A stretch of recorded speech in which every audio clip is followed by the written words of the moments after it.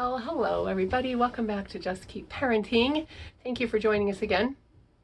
The last couple weeks I've shared a couple of my favorite books that I use with children, and this week I'm going to share a couple of ideas from Mr. Rogers. He's one of my favorites. He's one of my heroes. I was looking for my bobblehead, but I can't find it.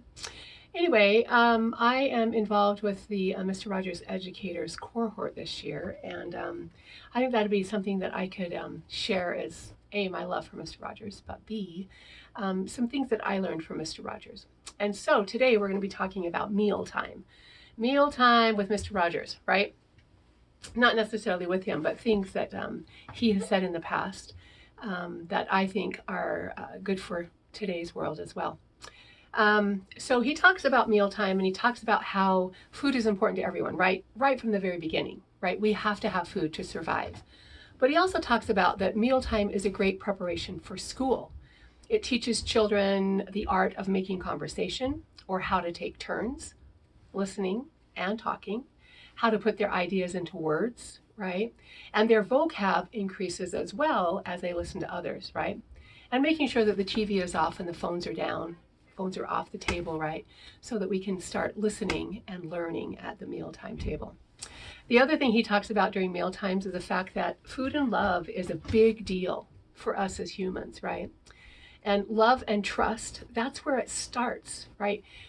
As infants, we know that somebody is going to feed us when we feel the pain of hunger, right? And it may be that we have to cry for that to happen, but that trust and that love starts right around mealtime, right? Whether it's a bottle, whether it's the breast, but mealtime is a place where we learn about food and love. The other thing he talks about is, we all know that some children are very picky about what they eat. And sometimes dinner can feel like a battleground, right? A family battleground. Just this week I visited with a parent who I had been concerned about because he was so hungry. He had this voracious appetite at a snack. And she said, we just cannot get him to eat, right? So we talked about a couple of ideas and things like that. Talked about a pediatrician and talking with her pediatrician about it. And hopefully that will help, right? But we all know that toddlers love to say no, right? They really are trying to figure out that they're a separate person. They're not hooked, right, to their parent, to their adult caregiver.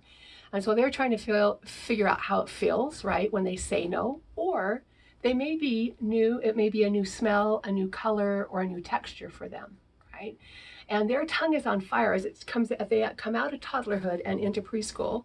Their tongue is on fire. All those taste buds are, how do I say it? They're more alive than any other time, right? So when we say, my 4-year-old is so picky, developmentally, they really are, because things are on their taste buds, and they might not taste like they taste to us, because I like to say their taste buds are on fire, right? Then, sometimes we feel rejected when they don't accept our offering as the adult in their life, right? And I try to help my teachers understand that, right? If they don't want snacks, they can go play, right? I don't really like certain things, and so why do I place the fact that I don't like certain things on my parents? Not really, right? And so we have to get over ourselves, so to speak, that feeling of rejection. We've put time and energy into buying, into preparing, into serving it, right? Into making it beautiful or not, right? And so that's our offering to them, right? So we take it more personal, and it doesn't need to be more personal. It needs to be about the peas and the carrots, not about us. But we are the only ones that can work on that. Right? The other thing he talks about is patience and understanding, right? Sometimes it is a family time, but sometimes we're so tired. The kids are tired, we're just tired. And our patience is running thin, right? Our understanding is in the hole at this point, right?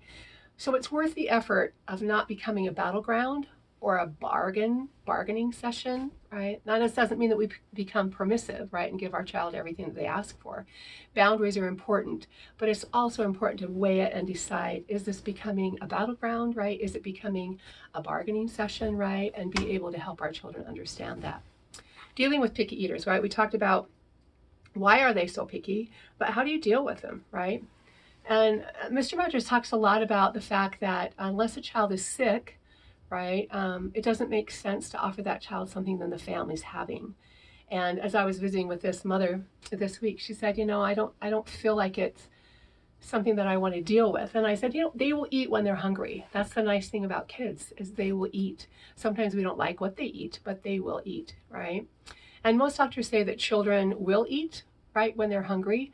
And so as we continue down that path, right, recognizing that we don't need to fix something different for that child unless there's allergies or they're sick.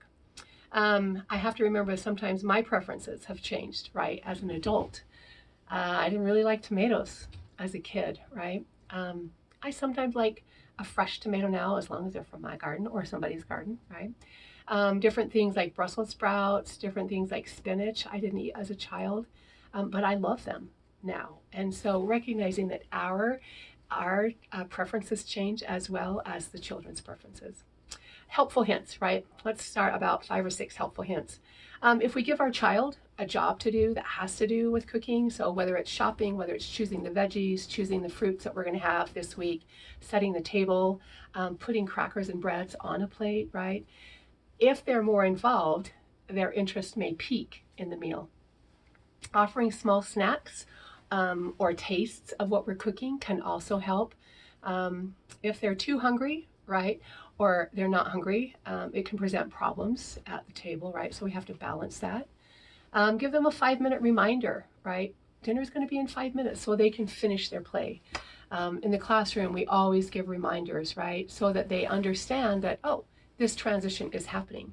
Because even at 58 years old, sometimes I'm like, what? I just need to finish this. I just need to finish this, right? And sometimes people are not patient with that. So you can imagine as younger children, they need that reminder to say, okay, we're going to be eating in 5 minutes. We're going to be leaving in 5 minutes, whatever that is, right? Helping them to manage and to be able to manage their feelings inside.